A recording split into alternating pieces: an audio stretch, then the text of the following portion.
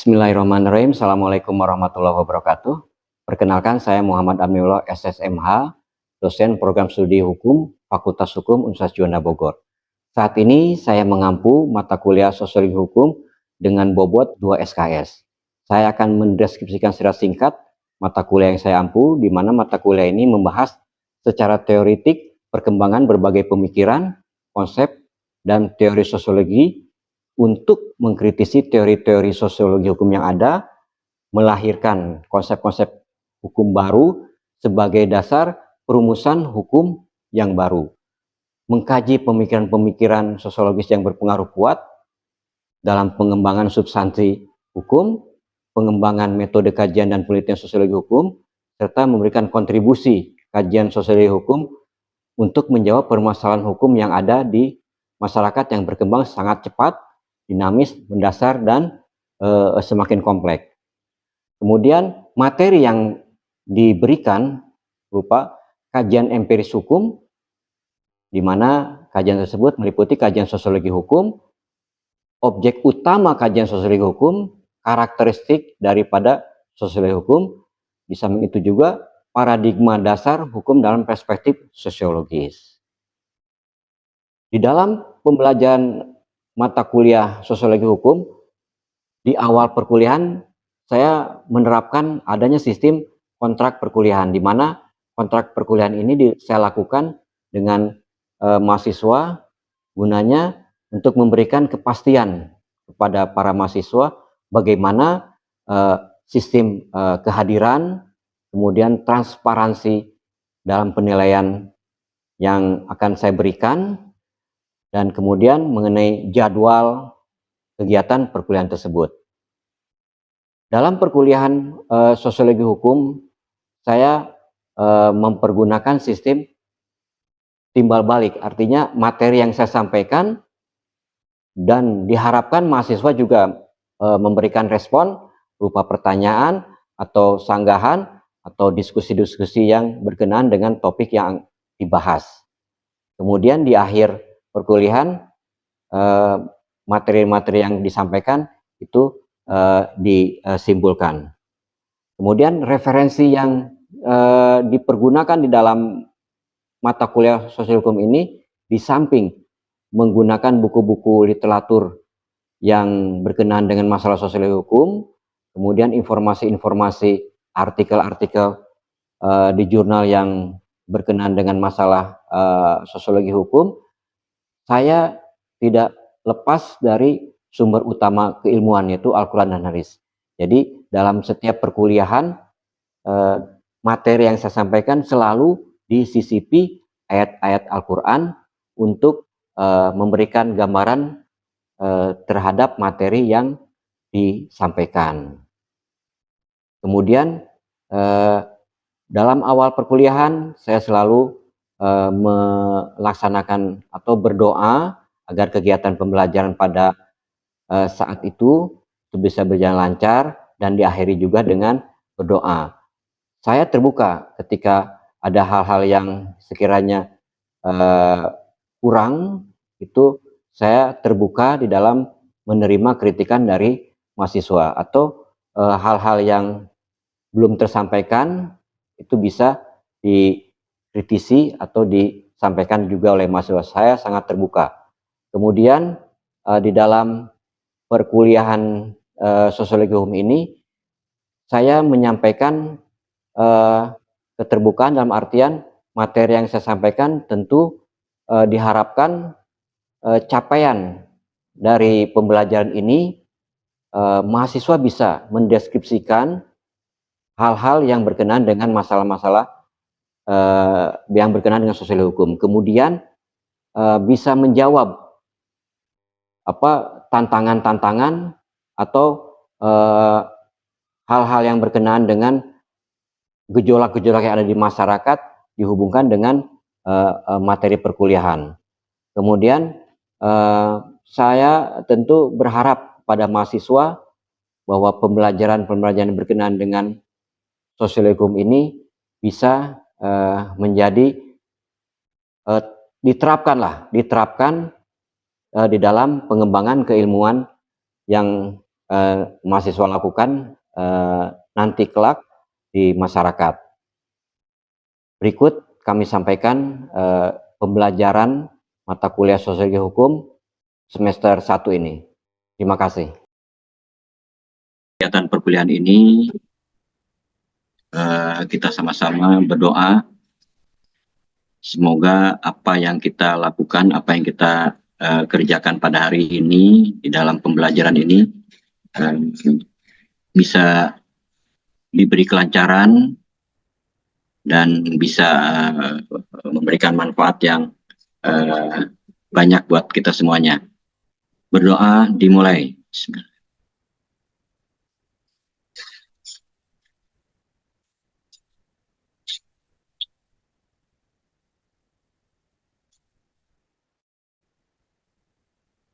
Baik, terima kasih. Oh, ini sudah hadir semuanya. Teman-teman semuanya, materi yang akan kita pelajari pada hari ini berkenaan dengan sebentar saya screen. Nah, ada berkenaan dengan sosiologi hukum ini. Apa itu sosiologi hukum? Sosiologi hukum ini berasal atau pengertiannya sosiologi, asal kata dari socius di bahasa Yunani yang berarti kawan, kata atau berbicara. Kemudian logos adalah ilmu pengetahuan, atau kata sosio atau sosial berarti berkenaan dengan perilaku interpersonal atau yang berkaitan dengan proses sosial. Itu pengertian daripada sosiologi itu sendiri. Sosialisasi adalah proses mengkomunikasikan kebudayaan kepada warga masyarakat yang baru. Jadi apabila ada hal-hal yang baru, maka cara kita mengkomunikasikan tentu melalui sosialisasi. Jadi sosialisasi itu proses di mana mengkomunikasikan kebudayaan pada warga masyarakat yang baru. Ada juga pengertian tentang society, logi, ilmu alam manusia. Di ilmu itu suatu pengetahuan yang mempelajari alam jagat raya maupun alam manusia. Asal usul ilmu pengetahuan itu adalah bersumber dari Tuhan sebagai pencipta ilmu. Jadi semua yang berkenaan dengan masalah ilmu tentu bersumber dari Sang Pencipta. Dalam ini Allah Subhanahu Wa Taala, gitu ya, Tuhan seluruh sekalian alam sebagai pencipta ilmu. Tuhan telah menyampaikan pengetahuan dalam bentuk tertulis dan tidak tertulis, seperti dalam kitab suci Al-Quran dan Sunnatullah. Surat yang berkenaan dengan masalah keilmuan, teman-teman semua saya yakin sudah paham gitu ya. Itu salah satunya itu surat Al-Alaq dari ayat 1 sampai 5. Itulah. Yang artinya bacalah ya surat Al-Alaq, Iqra bismi rabbikal ladzi khalaq. Bacalah dengan menyebut Tuhanmu yang menciptakan. Dia telah menciptakan manusia dari segumpal darah. Kemudian bacalah dan Tuhanmu lah yang Maha Pemurah yang mengajarkan manusia dengan perantara kalam. Dia mengajarkan manusia apa yang tidak diketahui. Gitu ya, bahwa untuk mencapai keilmuan itu sendiri, gitu ya, manusia atau kita dituntut untuk baca. Dengan kita membaca, maka apa yang tertulis, apa yang menjadi sumber daripada ilmu pengetahuan itu sendiri, itu bisa digali. Jadi dengan kita membaca, maka kita akan mengetahui hal-hal apa saja yang belum kita ketahui. Kemudian dipertegas juga di dalam surat Al-Baqarah 164, sesungguhnya dalam penciptaan langit dan bumi silih berganti ada malam, kemudian siang, kemudian bahtera yang berada di laut membawa manfaat pada manusia. Dan dari Allah turunlah dari langit berupa air, lalu dengan air dia menghidupkan bumi sesudahnya mati, dan dia sebarkan di bumi segala jenis hewan, pemisaran angin dan awan yang dikendalikan antara langit dan bumi. Sesungguhnya terdapat tanda-tanda bagi orang yang memikirkan. Bisa kita lihat teman-teman semuanya bahwa dari surat Al-Baqarah ini jelas gitu ya, bahwa Tuhan itu menciptakan langit dan bumi, ada siang, kemudian ada malam. Kemudian ini menandakan bahwa ada tanda-tanda kebesaran yang merupakan penciptaan dari Allah Subhanahu wa taala. Di mana dari situ kita bisa berpikir supaya umat manusia ini berpikir bahwa dunia ini diciptakan, ada langit dan bumi. Ayat-ayat dalam Al-Quran yang menerangkan pentingnya gitu ya, kita itu untuk menuntut ilmu. Dengan kita membaca, maka apa yang belum kita ketahui, insya Allah gitu ya, akan ada jawabannya. Ya, jadi dasar daripada ilmu itu sendiri itu ya, diterangkan dalam Quran tadi tentang dalam surat Al-Alaq ini, supaya kita dituntut untuk membaca, agar dengan membaca kita bisa mengetahui apa yang belum kita peroleh berkenaan dengan ilmu pengetahuan itu sendiri. Apa itu sosiologi? Kemudian pertanyaannya, apa itu hukum dan pengertian hukum itu sendiri? Sosiologi itu ilmu yang mempelajari struktur manusia sosial, kemudian proses sosial termasuk perubahan-perubahan sosial dan masalah-masalah sosial. Jadi kalau kita berbicara tentang sosiologi, maka yang kita bicarakan adalah proses struktur manusia itu sendiri, kemudian proses sosial itu sendiri termasuk perubahan-perubahan sosial, dan apa sih yang menjadi masalah-masalah sosial itu berbicara tentang sosiologi. Penelitian terhadap sosiologi itu berkenaan dengan pencarian pada asumsi-asumsi tentang dasar manusia dan masyarakat gitu ya. Jadi kalau kita berbicara tentang sosiologi, kemudian penelitian berkenaan dengan sosiologi, maka yang kita teliti itu adalah asumsi tentang bagaimana itu dasar manusia itu sendiri, kemudian bagaimana keadaan masyarakat itu sendiri. Bisa ada dibayangkan bahwa sejak lahir di dunia, manusia telah bergaul dengan manusia-manusia lain di dalam suatu wadah yang bernama masyarakat. Nah, di sosiologi ini, karena kita berbicara atau berkenaan dengan masalah manusia, maka ketika kita lahir ke dunia, maka kita tidak bisa hidup sendiri. Artinya ada perkembangan, ada proses, sehingga manusia itu satu sama lainnya saling berinteraksi, gitu ya, saling bergaul. Kemudian hukum, istilah hukum dikenal dengan, kalau dalam bahasa Inggris itu law, gitu ya. Kemudian dalam bahasa Prancis kita mengenal adanya istilah droit. Kemudian Latin jus dan Belanda wet.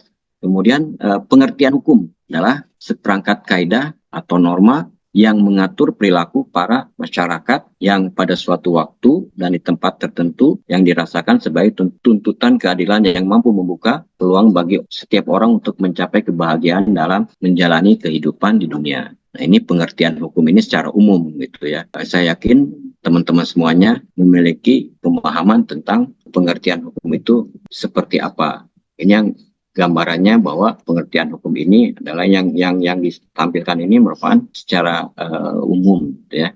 Kemudian hukum itu sendiri adalah tata aturan, ya, atau order, sebagai suatu sistem aturan atau rules tentang perilaku manusia. Sehingga hukum membuat peraturan yang bersifat mengatur dan memaksa. Karena tujuan hukum itu sendiri adalah untuk mencapai ketertiban dan kepastian hukum. Dari pemahaman hukum itu sendiri bisa teman-teman atau kita lihat gitu ya, ternyata di dalam hukum itu sendiri isinya berupa aturan, kemudian sifatnya itu mengatur dan memaksa. Tujuan hukumnya itu apa? Untuk mencapai ketertiban dan kepastian. Jadi ada aspek-aspek di dalam hukum. Yang pertama merupakan suatu aturan tentang perilaku manusia, kemudian sifatnya itu mengatur dan memaksa. Dia harus diikuti. Kalau sudah sebuah sistem hukum, di dalamnya ada aturan, sifatnya mengatur dan memaksa. Aturannya harus diikuti, kemudian dipaksa kita untuk mengikuti aturan tersebut. Nah, tujuannya apa? Ya untuk mencapai ketertiban dan kepastian hukum. Oke, kemudian kita menginjak ke pengertian daripada. Nah, ada beberapa pengertian-pengertian sosial hukum yang menurut para ahli yang saya sampaikan dalam pertemuan ini. Yang pertama menurut Suryono Sukanto, bahwa sosiologi hukum itu suatu cabang ilmu pengetahuan yang secara analitis dan empiris menganalisis atau mempelajari hubungan timbal balik antara hukum dengan gejala-gejala sosial lainnya, atau suatu ilmu pengetahuan secara teoritis, analitis, dan empiris menyoroti pengaruh sosial terhadap hukum dan sebaliknya. Sosiologi hukum adalah pengetahuan hukum terhadap pola perilaku masyarakat dalam konteks sosial. Banyak pengertian-pengertian dari para ahli yang lainnya mengenai pengertian tentang sosiologi hukum. Nah, jadi kalau kita lihat ya, menurut Suryono Sukanto gitu ya, bahwa sosiologi hukum itu menyoroti pengaruh terhadap hukum dan sebaliknya. Mbak Sukanto Salman ini menyampaikan gitu ya, menerangkan tentang pengertian sosial hukum itu seperti apa. Jadi berkenaan dengan masalah gejala-gejala sosial gitu ya, dari akibat timbal balik hukum itu sendiri. Jadi kurang lebih yang kita pelajari di dalam pembelajaran atau pengertian atau tentang sosiologi hukum ini adalah bukan berupa katakanlah aturan-aturan gitu ya, aturan-aturan hukum, tetapi yang kita pelajari di dalam sosiologi hukum ini adalah gejala-gejala sosial yang timbul di masyarakat sebagai akibat daripada diterbitkannya suatu aturan atau undang-undang katakanlah gitu ya. Apakah dengan diterbitkannya suatu peraturan atau undang-undang tersebut di masyarakat itu bisa diterima atau tidak? Itu gambarnya seperti itu. Jadi dari pemahaman para ahli yang tadi kita sampaikan, gitu ya, pada dasarnya bahwa kita mempelajari sosiologi hukum ini adalah untuk mengetahui gitu ya, mengetahui pola perilaku masyarakat atau gejala-gejala sosial yang ada di masyarakat itu seperti apa manakala suatu pemerintahan atau pemerintah kita menerbitkan atau mengeluarkan suatu aturan-aturan atau undang-undang. Gimana di masyarakat tuh, apakah ada perubahan, ada gejolak, atau apalagi? Itu yang kita pelajari di dalam sosiologi hukum. Jadi bukan kepada aturan-aturan yang dibuatnya. Kita tidak mempersoalkan tentang bagaimana undang-undang itu lahir, proses pembuatan undang-undang itu seperti apa.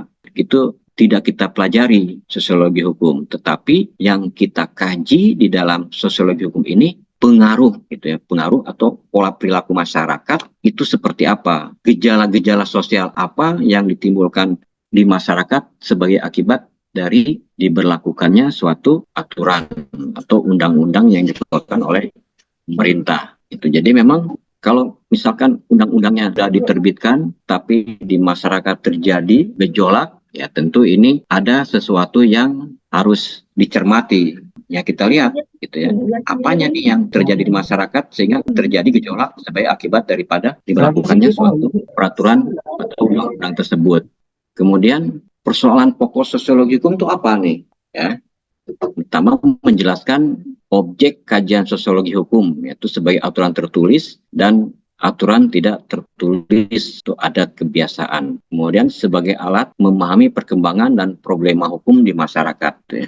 Jadi kalau di dalam masyarakat terjadi gejolak gitu ya, pola-pola perilaku masyarakat terjadi perubahan-perubahan gitu ya, itu yang menjadi persoalan di dalam sosiologi hukum. Kenapa ini kok di masyarakat terjadi gejolak, terjadi bentrok, terjadi pola perilaku yang berbeda, gitu ya. Kenapa? Nah, ini yang menjadi persoalan pokok di dalam kita mempelajari sosiologi hukum. Artinya, seperti yang tadi disampaikan, kita tidak mempersoalkan proses pembuatan undang-undang, gitu ya. Kemudian seperti apa yang kita kaji dari pokok-pokok persoalan terhadap sosiologi hukum itu adalah kenapa sih di dalam masyarakat itu terjadi problem setelah dikeluarkannya suatu katakanlah peraturan atau perundang-undangan. Kemudian hukum sebagai alat perubahan sosial. Menurut Roscoe, hukum hendaknya dihubungkan dengan fakta-fakta sosial karena hukum itu dibuat dari dan juga ditunjukkan untuk kepentingan masyarakat. Jadi kalau misalkan masyarakat itu pergerakannya itu begitu cepat, gitu ya, tentu bagaimanapun juga hukum harus bisa mengikuti perubahan di masyarakat itu sendiri. Ya, fakta-fakta yang terjadi di masyarakat, bahwa perkembangan masyarakat yang begitu cepat, tentu ini mau tidak mau, gitu ya, hukum pun bisa harus mengikuti perkembangan dari perubahan masyarakat itu sendiri. Jadi ada tidak statis, gitu ya. Jadi hukum itu harus dinamis, gitu ya. Di mana masyarakat itu berkembang begitu cepat, perubahan yang terjadi di masyarakat itu begitu cepat, maka mau tidak mau hukum pun juga harus bisa mengikuti kemana arah perubahan tersebut. Ya. Kemudian kegunaan kita mempelajari sosiologi hukum itu, ya sosiologi hukum itu harus menghasilkan suatu sintesa atau percampuran antara hukum sebagai sarana organisasi sosial dan sebagai sarana dari keadilan. Gitu ya. Fungsinya mengidentifikasikan konteks sosial di mana hukum tadi diharapkan berfungsi. Kemudian sosial hukum dapat mengungkapkan data tentang keteraturan mana di dalam masyarakat yang menuju pada pembentukan hukum atau keputusan penguasa maupun penetapan bersama daripada warga masyarakat. Tadi kita sudah singgung bahwa yang kita pelajari ini adalah gejolak atau proses yang timbul di masyarakat sebagai akibat daripada diberlakukan suatu peraturan. Ada gejolak nggak itu di masyarakat manakala suatu aturan itu diterbitkan? Kalau terjadi gejolak atau perubahan sosial di masyarakat, nah ini fungsinya kita mempelajari sosiologi hukum. Jadi diidentifikasi kenapa di masyarakat ini bisa terjadi gejolak. Apakah ada yang salah dengan aturan? Apakah ada yang salah dengan undang-undang yang telah diterbitkan, telah dikaji di dalam sosiologi hukum, itu ya. Kemudian disebutkan juga bahwa ternyata dengan adanya kerjasama, bahwa suatu produk yang lahir atau diterapkan di masyarakat, ya, di mana masyarakat itu sendiri bisa menyampaikan ide-idenya, gitu ya, ditentukan arahnya seperti apa, gitu ya. Artinya masyarakat bisa dilibatkan di dalam pembuatan atau aturan-aturan yang akan diberlakukan. Nah, ini sangat penting, gitu ya, ketika jika suatu produk undang-undang atau aturan-aturan yang akan diberlakukan, gitu ya, tentu ada kajian-kajian terlebih dahulu, gitu ya. Jika suatu aturan-aturan yang akan diterapkan di masyarakat, gitu ya, tentu mau tidak mau harus dikaji dulu, gitu ya. Seperti apa aturan-aturan yang akan diterapkan, gitu ya, maka dilibatkanlah masyarakat dalam pelaksanaan pembuatan suatu aturan-aturan yang akan diterapkan di masyarakat. Jadi masyarakat mau tidak mau sebagai bentuk daripada kegunaan kita mempelajari sosial hukum itu seperti itu, gitu ya. Artinya kalau suatu pemerintah di dalam menghasilkan atau membuat suatu peraturan perundang-undangan, tentu langkah-langkah yang harus diambil, gitu ya. Salah satunya itu melibatkan juga masyarakat, gitu ya, untuk mendapatkan masukan-masukan seperti apa nih baiknya, gitu ya, dalam menciptakan atau membuat suatu aturan-aturan yang akan diterapkan di masyarakat. Kemudian kita mempelajari sosiologi hukum ini tentu ada memberikan kemampuan-kemampuan bagi katakanlah peneliti pemahaman terhadap hukum di dalam konteks sosial, gitu ya. Dengan kita mempelajari sosiologi hukum, gitu ya, kita bisa, gitu ya, nanti, gitu ya, tentang yang terjadi di masyarakat gitu ya, itu bisa diteliti gitu ya. Gejolak-gejolak atau yang terjadi di masyarakat sebagai akibat dari diberlakukan suatu aturan-aturan, nah ini bisa menjadi suatu kajian penelitian dari teman-teman, dari kita semuanya. Kenapa bisa terjadi gejolak sosial ketika suatu produk undang-undang diterbitkan? Ini menjadi bisa dijadikan sebagai apa namanya suatu penelitian. Ya. Kemudian penguasaan konsep-konsep sosiologi hukum dapat memberikan kemampuan-kemampuan untuk mengadakan analisis terhadap efektivitas hukum dalam masyarakat, baik sebagai sarana pengendalian sosial, sarana untuk mengubah masyarakat, dan sarana untuk mengatur interaksi sosial agar mencapai keadaan-keadaan sosial tertentu. Gitu ya. Nah, dari kita mempelajari sosiologi hukum, kemudian kita teliti, gitu ya, aspek-aspek apa saja yang menimbulkan gejolak di masyarakat sebagai akibat daripada diberlakukannya suatu aturan. Ini bisa dianalisis, gitu ya. Kita mampu menganalisis kenapa kok aturan tersebut bisa menimbulkan gejolak di masyarakat, gitu ya. Kenapa kok aturan tersebut ada masyarakat yang tidak bisa menerimanya, gitu ya. Kemudian kita juga bisa menganalisis kalau begitu, kalau terjadi suatu gejolak di masyarakat, bisa menghasilkan suatu efektif tidak nih kalau suatu aturan-aturan tersebut jika diterapkan di masyarakat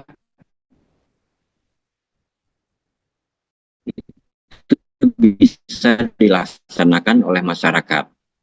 Pengamatan dari kita semua yang mempelajari sosiologi hukum bisa melihat, oh ternyata jika undang-undang ini atau aturan tersebut diterapkan di masyarakat, apa namanya, bisa kita nilai sejauh mana atau apakah undang-undang atau efektif. Kemudian memberikan kemungkinan-kemungkinan dan kemampuan untuk mengadakan evaluasi terhadap efektivitas hukum di dalam masyarakat. Gitu ya.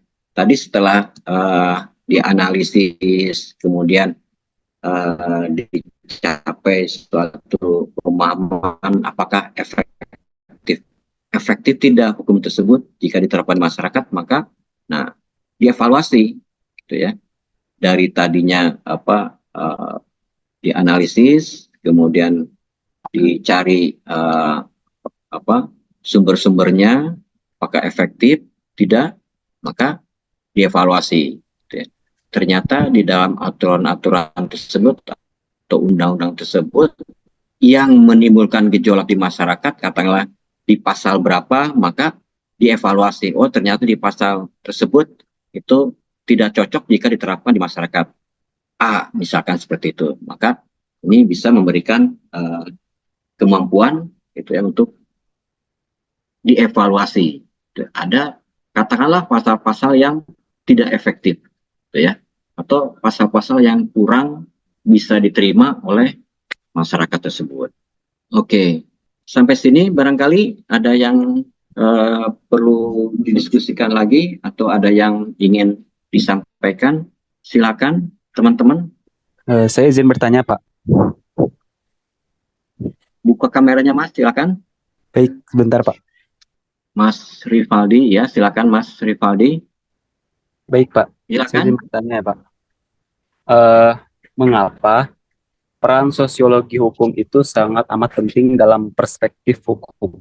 Seperti itu, Pak. Oke, Mas. Terima kasih Mas Rivaldi. Mengapa peran sosiologi hukum itu sangat penting di dalam perspektif tentang sistem hukum, gitu ya. Nah, oke. Nah, sosiologi hukum ini tadi ya memiliki kegunaan kita mempelajari sosiologi hukum, yaitu memberikan kemampuan bagi pemahaman terhadap hukum dalam konteks sosial. Kemudian penguasaan konsep-konsep memberikan kemampuan untuk mengadakan analisa gitu ya, analisa terhadap apakah efektif tidak hukum tersebut dalam masyarakat ya. Jadi memang kalau ditanya tentang peranan sosiologi hukum itu sangat penting. Kenapa? Di dalam perspektif tentang sistem hukum. Itu tadi gitu ya. Jadi dengan kita mempelajari sosiologi hukum, maka kita bisa memberikan kemampuan pemahaman terhadap konteks terhadap hukum itu dalam konteks sosial, gitu ya. Penguasaan konsep-konsep sosial hukum itu sendiri memberikan kemampuan untuk mengadakan analisa. Gitu ya. Tadi, ya, kalau misalkan terjadi di dalam masyarakat terjadi gejolak-gejolak gitu ya, Mas Rivaldi gitu ya. Tentu kita bisa melihat kenapa kok ini terjadi gejolak gitu ya di dalam masyarakat manakala ada undang-undang atau peraturan yang diterbitkan. Kita analisa gitu ya, dianalisa. Oh ternyata memang ada beberapa pasal-pasal katakanlah yang sekiranya tidak cocok gitu ya, tidak cocok jika diterapkan di masyarakat tersebut. Nah dari situ kan bisa kita lihat gitu ya. Nah kalau ternyata gejolak-gejolak tersebut begitu kuat gitu ya, istilahnya masyarakat wah ini aturan sangat memberatkan ya, maka kita bisa lihat dari kegunaan kita mempelajari sosial hukum itu efektif tidak nih suatu peraturan diterapkan di masyarakat. Anda bisa lihat gitu ya dalam keseharian gitu ya di sosial media gitu ya saat sekarang ini gitu ya. Begitu masyarakat tuh begitu cepat gitu merespon manakala ada hal-hal yang berkenaan dengan aturan-aturan yang akan diberlakukan atau akan diterbitkan, katakanlah respon masyarakat begitu cepat, gitu ya. Maka dianalisa, oh ternyata memang ini tidak sesuai. Kemudian dari situ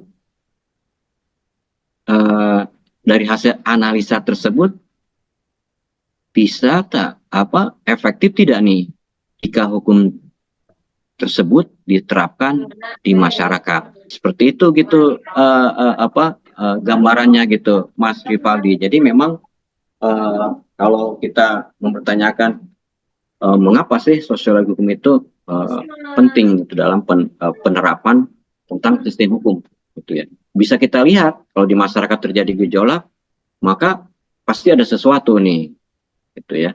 Sesuatu dalam artian aturan-aturan tersebut yang tidak sesuai dengan harapan dan keinginan dari masyarakat.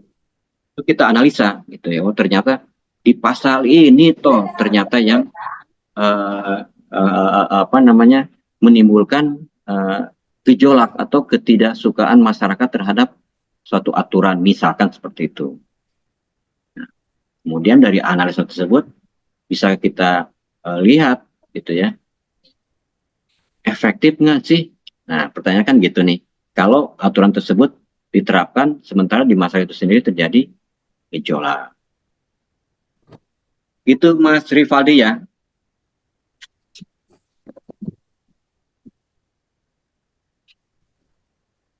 Mas Rivaldi? Oke, mungkin sinyal gitu ya. Silakan yang lainnya. Jadi nggak usah ini ya, kita berkenaan dengan masalah kehidupan di masyarakat gitu ya.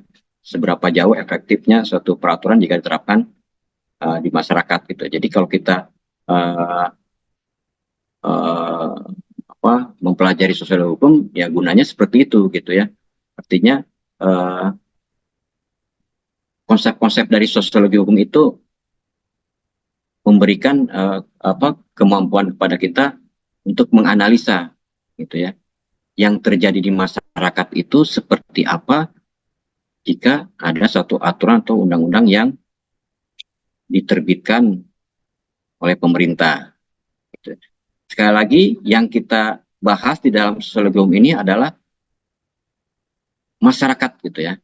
Apa yang terjadi di masyarakat, gejolak-gejolak apa yang timbul di masyarakat manakala ada aturan-aturan yang diterbitkan atau dikeluarkan oleh pemerintah. Kita tidak mempelajari, kalau sosiologi hukum itu tidak mempelajari eh, proses pembuatan undang-undang, proses pembuatan aturan-aturan tersebut seperti apa, gitu ya.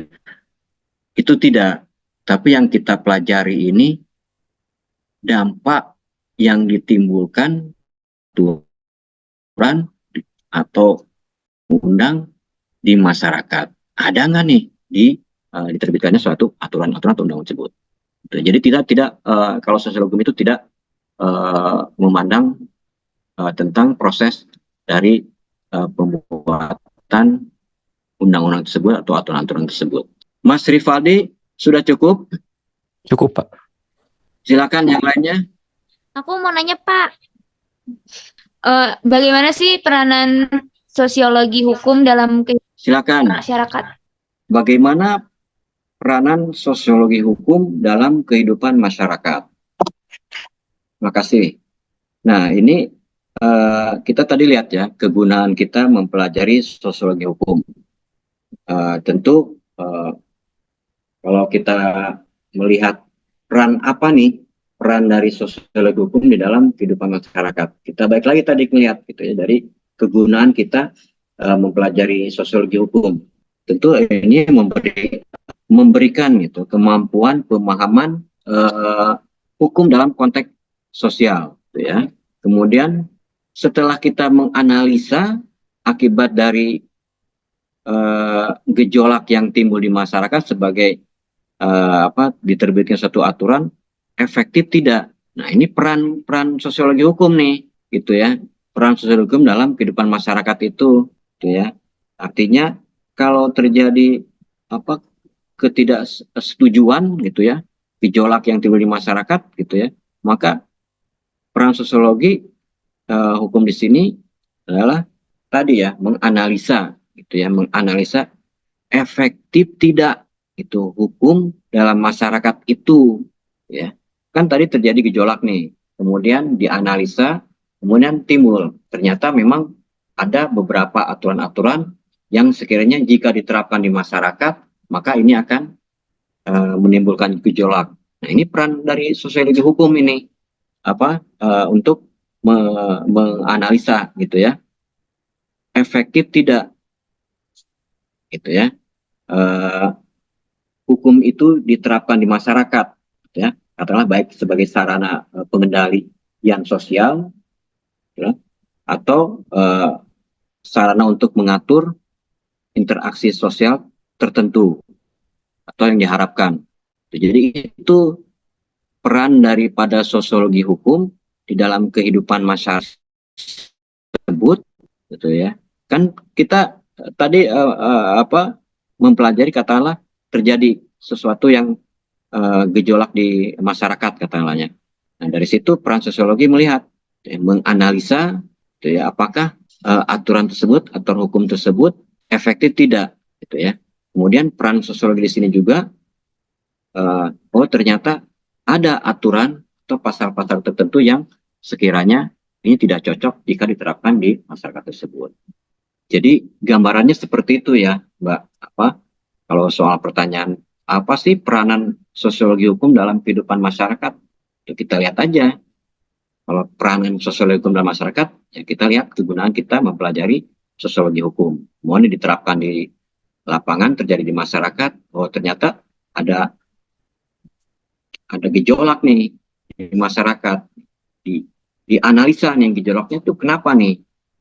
Ternyata ada aturan atau katakanlah pasal-pasal tertentu yang jika diterapkan itu tidak cocok. Kemudian dari hasil analisa tersebut bisa bisa disampaikan apakah efektif tidak nih kalau peraturan tersebut diterapkan di masyarakat. Gitu ya. Siapa tadi? Melani ya. Oke. Iya, Pak. Kasih Bapak. Ya, silakan. Sama-sama. Yang lainnya silakan. Saya Pak izin bertanya. Ya, siapa nih? Aran Pak. Aran. Oke, Aran. Apa hubungannya hukum? Silakan Mas Aran. Baik Pak, pertanyaannya apa hubungannya hukum dan sosiologi Pak? Oke, terima kasih Mas Aran. Nah, kalau kita lihat gitu ya, kalau kita lihat dari kasus katakanlah suatu masyarakat tadi gitu ya, ketika terjadi gejolak, kita analisa, kemudian kita simpulkan, gitu ya, maka ini baik sosiologi, gitu ya, di dalam sosiologi hukum gitu ya, berkenaan dengan pertanyaan hubungannya hukum dan sosiologi gitu ya, itu ternyata memang mempunyai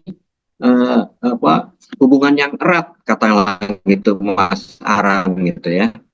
Sosiologi dan ilmu hukum ini mempunyai hubungan yang, jika ilmu hukum itu memandang hukum dari segi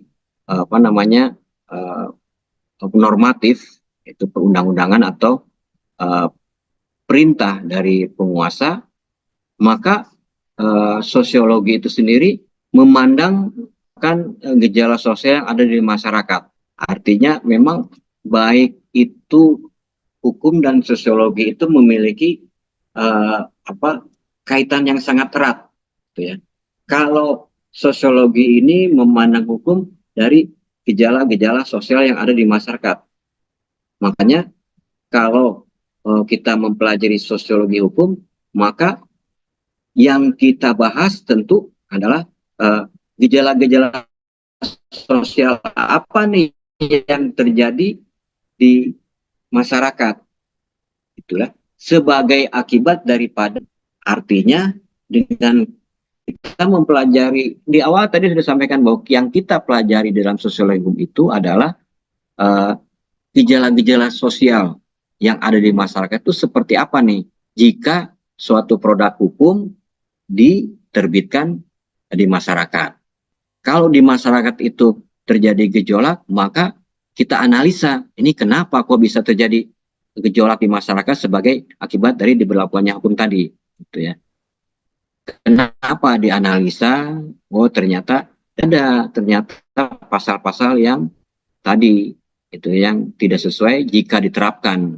Jadi kita tidak ada mempermasalahkan produk-produk hukum tersebut, gitu. Proses pembuatan undang-undang, proses pembuatan aturan-aturan tersebut kita tidak ke arah sana. Tetapi memang baik itu ilmu hukum dan sosiologi ini memang ada kaitannya, kaitannya yang sangat erat katakanlah gitu ya. Ya tentu tadi dari kasus terjadinya gejolak di masyarakat berkenaan dengan aturan yang diberlakukan, tentu ini kan ada semacam kenapa kok bisa terjadi ketika Mas Aran melihat atau menganalisa suatu kejadian atau peristiwa di masyarakat, gejolak sosial yang terjadi di masyarakat, penyebabnya apa? Ternyata ketika dianalisa ada pasal-pasal atau aturan-aturan yang sekiranya itu tidak sesuai mana diterapkan di dalam masyarakat tersebut. Jadi memang ini sangat mempunyai kaitan yang erat gitu ya. Nah, dengan adanya kaitan yang erat tersebut, itu jika terjadi sesuatu di masyarakat, ya maka pasti ada sesuatu nih terhadap produk atau undang-undang tersebut. Tapi kalau misalkan di dalam masyarakat itu tidak terjadi gejolak, artinya menerima, artinya produk hukum itu memang sesuai dengan apa yang diharapkan di masyarakat. Jadi gampangnya kalau ada pertanyaan bagaimana sih hubungannya ilmu hukum dan sosiologi, yaitu ada kaitannya satu sama lain saling ada hubungannya. Itu Mas Aran ya. Oh, iya, baik Bapak. Terima kasih banyak Bapak. Oke. Yang lainnya barangkali? Saya Pak izin bertanya. Ya, baik silakan. Mengapa kita harus mempelajari sosiologi hukum dan apa manfaatnya? Terima kasih Pak. Baik, terima kasih. Jadi memang kalau kita mempelajari sosiologi hukum, gitu ya, tentu karena kita mempelajari kita bersentuhan langsung dengan kegiatan masyarakat, gitu ya. Dengan kita mempelajari sosiologi hukum, maka kita bisa mengetahui, gitu ya, memahami perkembangan hukum di dalam suatu masyarakat. Artinya hukum yang berlaku di masyarakat itu seperti apa, ya, perkembangannya, gitu ya. Kalau masyarakat sekarang ini perkembangannya cukup cepat, dinamis, gitu ya, tentu hukum pun harus bisa mengikuti perkembangan masyarakat itu sendiri, gitu ya. Jadi memang kita mempelajari sosiologi hukum, gitu ya, untuk memahami perkembangan hukum itu sendiri. Masyarakat berkembang begitu cepat, maka mau tidak mau hukum juga harus bisa mengikuti perkembangan masyarakat itu sendiri, gitu ya. Kemudian berkaca daripada kasus yang tadi, katakanlah ya, terjadi pergejolakan di masyarakat sebagai akibat dari diberlakukannya suatu hukum tertentu, aturan-aturan yang diberlakukan, dianalisa, kemudian disimpulkan, gitu ya, apakah efektif tidak, ya, jika aturan tersebut atau hukum tersebut diterapkan di masyarakat, gitu ya. Kemudian dari peristiwa atau gejolak yang terjadi di masyarakat, gitu ya, kita bisa dengan kita mempelajari sosiologi hukum, penerapannya seperti apa nih, gitu. Apakah dengan kita mempelajari sosiologi hukum, gitu ya, kita mampu, gitu ya, menganalisis, gitu ya, penerapan hukum di masyarakat. Bagaimana? Apakah jika suatu produk undang-undang, aturan-aturan yang akan diberlakukan, kemudian dari aspek sosiologi hukum itu, ini bisa tidak nih jika diterapkan di masyarakat tersebut, gitu ya. Bagaimana kalau terjadi ketidaksesuaian dengan di masyarakat itu seperti apa, gitu ya. Apakah mereka bisa menerima atau tidak, gitu ya. Kemudian balik lagi, gitu, karena kita di sosiologi ini kan lebih kepada penerapan hukum di masyarakat itu efektif tidak nih, atau bisa menimbulkan sesuatu tidak nih, atau gejolak-gejolak problem-problem sosial di masyarakat itu bisa terjadi tidak jika suatu undang-undang atau peraturan tersebut diterapkan. Jika terjadi adanya gejolak sebagai akibat diberlakukan suatu peraturan, maka itu kita bisa memetakan nih masalahnya di mana nih, gitu. Jadi bisa katakanlah dipetakan masalah-masalah yang timbul itu di masyarakat itu seperti apa, gitu ya, ketika produk hukum itu diterapkan di masyarakat. Tetapi ternyata terjadi gejolak adalah problem-problem sosial di masyarakat. Nah, ini bisa kalau kita mempelajari sosial hukum, salah satunya itu bisa memetakan, oh, permasalahan di masyarakat ini berkenaan dengan masalah kesehatan atau pendidikan. Nah, ini bisa dipetakan, artinya gitu ya, masalah-masalah yang terjadi yang ada di masyarakat itu bisa dipetakan ketika kita mempelajari atau apa sih manfaat daripada kita mempelajari sosiologi hukum. Itu ya, teman-teman semuanya. Gimana, Naswa? Sudah Salam. paham? Paham Pak. Makasih ya Pak. Baik, teman-teman, ini kita ke ruang lingkup sosiologi hukum, nanti bisa teman-teman pelajari, kemudian kaidah-kaidah norma dan lain sebagainya.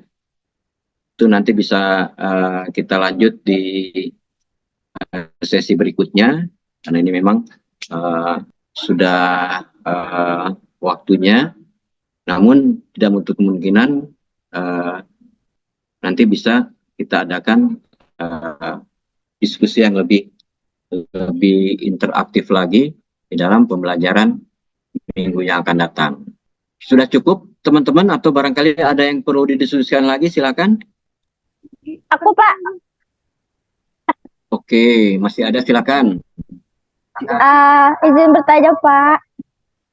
Apa yang mempengaruhi perubahan sosial terhadap hukum? Terima kasih, Pak.